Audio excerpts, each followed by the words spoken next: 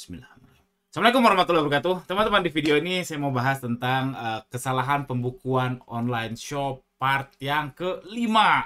Jadi saya sudah bahas segmen ini ini yang kelima. Jadi ini part 1, 2, 3, 4 bukan berarti yang terpenting itu nomor 1, 2, 3, 4. Enggak, ini seingat saya aja. Seingat saya. Jadi ini kesalahan yang kelima, yang 1, 2, 3, 4-nya bukan berarti ya 1, 2, 3, 4 yang paling penting, gak juga. Cuma ini penemuan saya setelah sekian banyak komunikasi sama teman-teman seperjuangan, teman-teman UMKM online shop yang bayar saya dengan konsultasi atau yang chat via WhatsApp tapi nggak bayar, itu juga dibalas insya Allah. Cuma ya lambat aja karena ya nggak ada insentifnya aja buat saya. Tapi kalau saya dibayar kan saya harus jadi prioritas. Itu aja sih, sederhana. Nah, dari yang sekian banyak saya bicara sama teman-teman seperjuangan, termasuk ya Anda juga teman seperjuangan, sama-sama penggiat online shop UMKM. Inilah makanya saya bikin segmen ini. Jadi saya melihat banyak kesalahan tentang pembukuan. Bukan berarti punya saya semuanya benar ya. Saya juga banyak yang salah dan kadang tersadarkan oleh ya hasil konsultasi yang datang ke saya. Oke, jadi yang mau part 5 ini masalah rekening yang nggak dipisah. Ini sebenarnya super duper basic banget. Mau Anda nyari tips bisnis kemanapun, saya paling ingat itu ketika dulu saya ikut waktu awal-awal full time bisnis ya, waktu itu di kota Bandung. Saya di kota Bandung, kecamatan tuh ngadain WUB namanya, Wira Usaha Bisnis. Nah, salah satu materinya tuh ini, rekening harus dipisah. Jadi kesalahannya itu rekening nggak dipisah. Jadi itu betul-betul sangat-sangat basic, bahkan kecamatan aja alias pemerintah aja sangat merekomendasikan ini. Artinya sudah kebenarannya niscaya 100%, kebenaran 100% bahwa bisnis rekeningnya harus dipisah. Tapi kalau untuk hal-hal yang abu-abu kan pemerintah nggak akan berani bikin materinya. Kalau abu-abu itu ya kayak marketing. Marketing itu abu-abu, nggak ada jurus pastinya. Jadi si pemerintah juga nggak berani nyekokin hal-hal marketing ke WUB-nya, Wira Usaha Baru nama programnya kala itu. Dan oke, itu intermezzonya. Yang jelas rekening nggak dipisah ini menurut saya kesalahan yang besar. Sederhana kok teman-teman, sederhana sekali.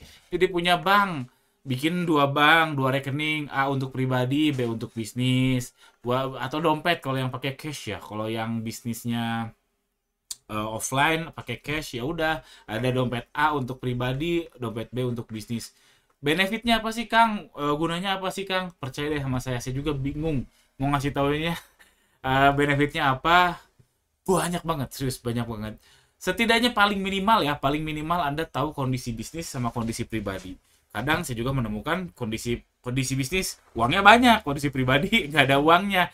Terus mau pindahin aja dari bisnis ke pribadi, alias ngambil prive namanya, atau ngambil dividen, atau ngambil gaji lebih, ngambil bonus ya boleh-boleh aja, sangat boleh. Tapi sebenarnya sudah dipisah. Sudah dipisah, itu dua hal yang berbeda. Atau mungkin ada pertanyaan, ini satu nama nggak bisa dua rekening. Setahu saya bisa ya, apalagi BCA ya. Saya punya vendor kain. Vendor kain tuh kayaknya udah berapa kali ganti rekening ya. Sama-sama BCA, namanya sama. Kadang ada misalkan namanya Gani ya, Gani slash misalkan Gani slash Tommy misalkan. Saya juga bingung bisa ya bikin rekening kayak gitu ya.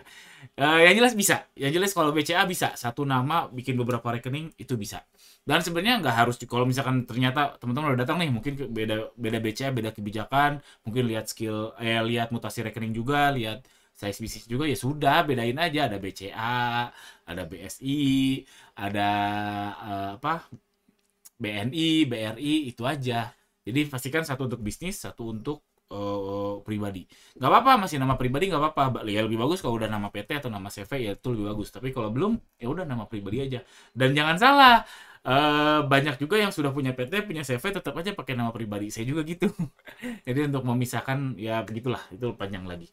Termasuk yang cash juga ya teman-teman, cash juga harus dipisah.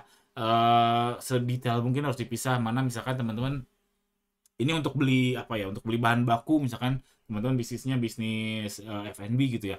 Ini uang bisnis tahu, ini uang pribadi tahu. Ketika mau ngeluarin uang untuk beli bahan baku, beli beras kah, beli ayam potong lah atau apapun itu, ya udah gunakan dompet yang bisnis. Jangan harus disiplin, jangan ngambil yang dari pribadi.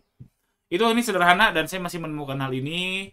Saran saya yang masih menyatukan nomor rekening bisnis sama rekening pribadi segera dipisah, nggak susah kok, serius nggak susah. Saya juga bingung mau meyakinkan teman-teman pentingnya ini tuh karena saking pentingnya dan kasus bukan ya, kasusnya mungkin kecil-kecil tapi banyak banget kesalahan apa yang mengakibatkan kejelekan di bisnis kita gara-gara rekening masih digabung.